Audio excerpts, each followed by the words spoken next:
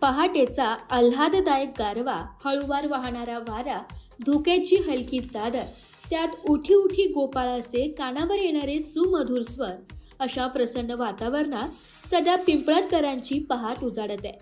भल्या पहाटेच्या या मंजूळ सुरांनी दिवाळीच्या आनंदात भर पडली आहे। दोन्ही क्षेपणावरील काकड आरतीचा आवाज पंचक्रोशीतील घुमत असल्याने परिसरातील वातावरण भक्तिमय व उत्साही म्हटले आहे।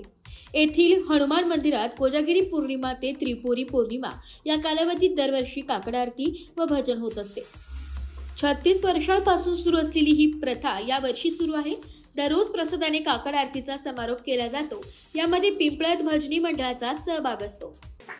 पिंपळद गावातील काकड आरतीची सुरुवात कोजागिरी पौर्णिमा ते त्रिपुरारी पौर्णिमा पर्यंत चालते।